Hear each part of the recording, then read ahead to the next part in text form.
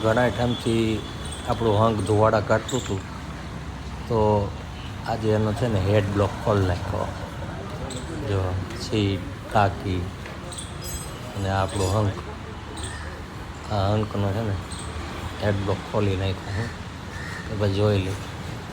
હેડ block તો ખોલી નાખ્યો, પણ પછી એવો મનમાં વિચાર આવ્યો કે ખાલી હેડ બ્લોકથી કામ નહીં થાય, એટલે નક્કી એવું કર્યું કે આખું એન્જિન ખોલીને ડોલમાં ભરી નાખ્યું કે ભાઈ આખું ખોલી નાખો, ક્રેંક બ્રેંક બધું બનાવી નાખીએ.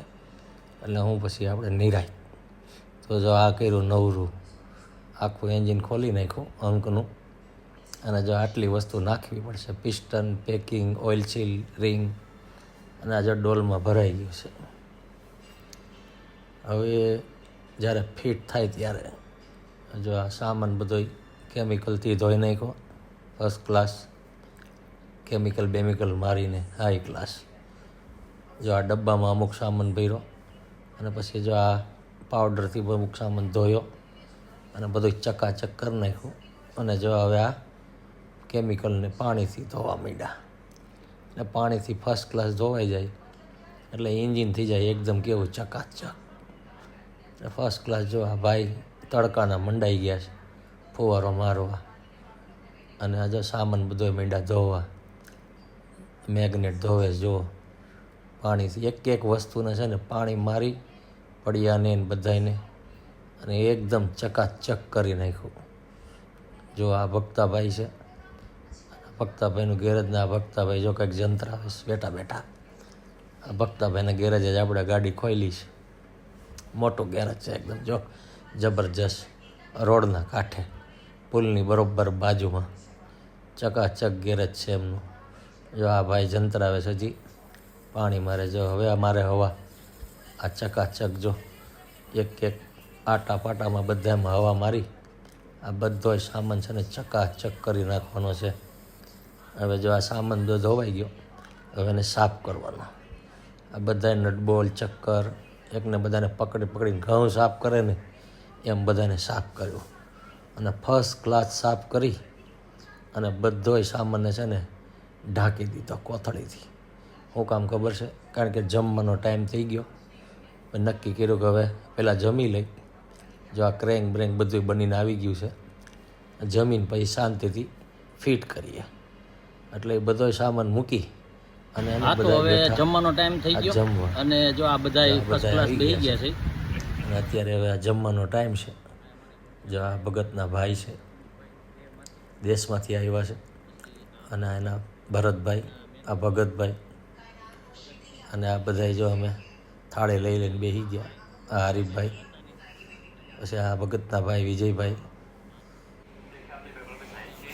આ વાયરમેન છે.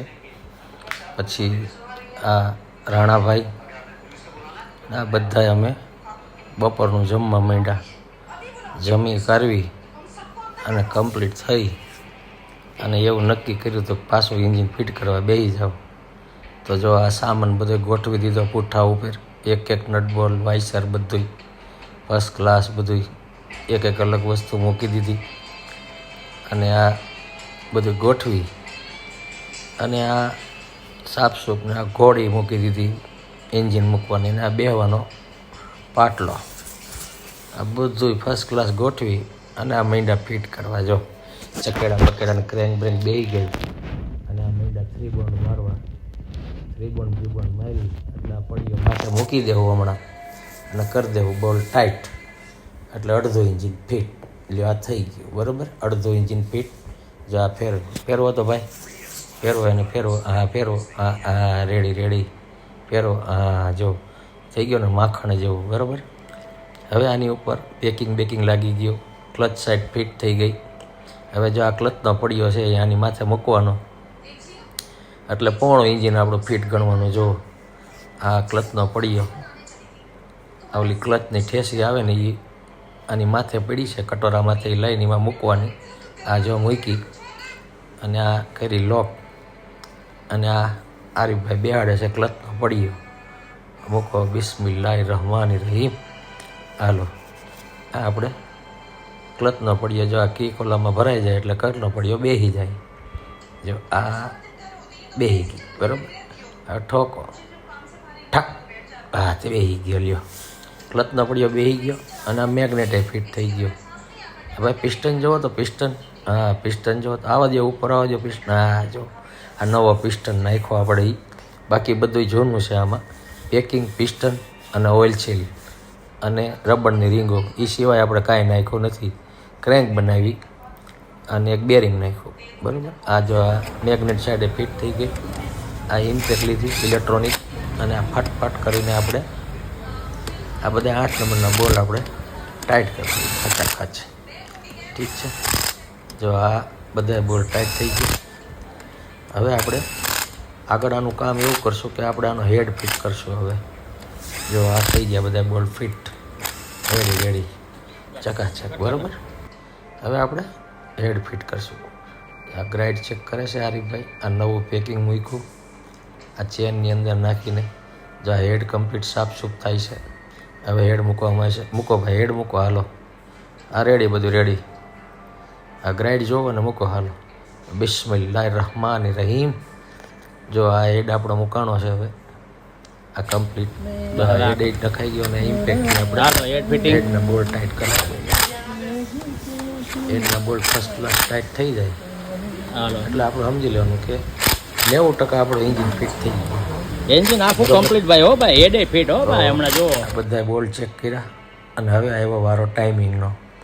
તો ટાઈમિંગમાં કેવું હોય છે કે 2 લીટા હોય. એક જો આ મેગ્નેટમાં એક લીટો હોય અને એક લીટો જો અહીંયા બોર્ડ પાસે હોય. આ ખાંચ જોરીઓ આ એક લીટો, આ બેયને સામ સામે રાખવાના અને એક લીટો અહીંયા હોય ચેન ચક્કરમાં, ઉપલા ટોપ ચક્કરમાં જોરીઓ. આ જે લીટો છે ને એ લીટાને આના હેડના ફેસમાં રાખવાનો હોય. એને ફેસમાં રાખો અને આ લીટો અને આ બે અહીંયા મળી જાય એટલે ટાઈમિંગ આવી ગયું એમ ગણવાનું. આ અંકનું ટાઈમિંગ કહેવાય. તો આપણે ટાઈમિંગ ઓકે થઈ ગયું છે. લીટો આ બે મળી ગયા છે માશાઅલ્લાહ, એટલે ટાઈમિંગ આપણું ડન. જો આ ઉપર ટોપર લગાવી દીધો અને આપણું એન્જિન 100% રેડી થઈ ગયું, ફિટ ચકાચક. જો ચારી કોર એક કોઈ વાઇસર કે બોલ્ટ કે નટ કે વધી નથી. એનો મતલબ કે બધું ફિટ થઈ ગયું.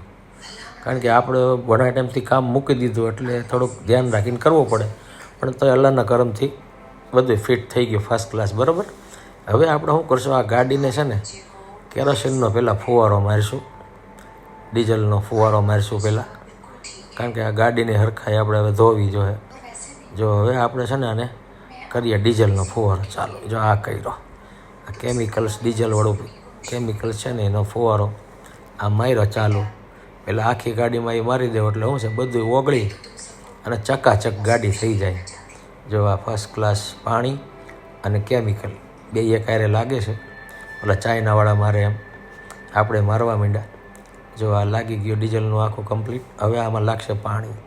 હવે પાણી મારો એટલે ગાડી એકદમ થઈ જાય ચકાચક, જો નવા જેવી. કારણ કે કેમિકલ જ એવું મસ્ત આવે ને કે બધું કાઢી નાખે. ઓઇલ બોઇલ ગ્રીસ બ્રીસ જે કાંઈ લાગ્યું ને બધું. જો આ પાણી લાગ્યું અને કમ્પ્લીટ ગાડી આપણી ધોવાઈ ગઈ. અને આ થઈ ગયું એન્જિન આપણે લગાવી દીધું અંદર. અને જો આ ચાલુ છે. આ બાજુ ચેનનું સ્પોકેટ લાગે છે. ઓલી બાજુ હું વિડીયો ઉતારતો કાર્બેટર એ ફિટ કરું છું. અને જો આ ટાંકી સાફ થાય છે. કાર્બેટર બધું લાગી ગયું કમ્પ્લીટ. હવે આ ટાંકી નાખી અને બરફ છે બિસ્મિલ્લાહ બોલી થઈ ગયું. એન્જિન ચાલુ થઈ ગયું ફર્સ્ટ ક્લાસ. લાઈટ ચાલુ, એન્જિન ચાલુ,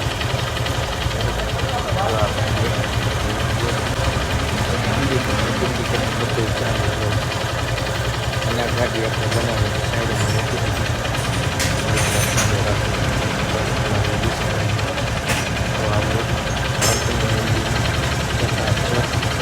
રૂપિયા 2600નો ખર્ચો અને રેડી.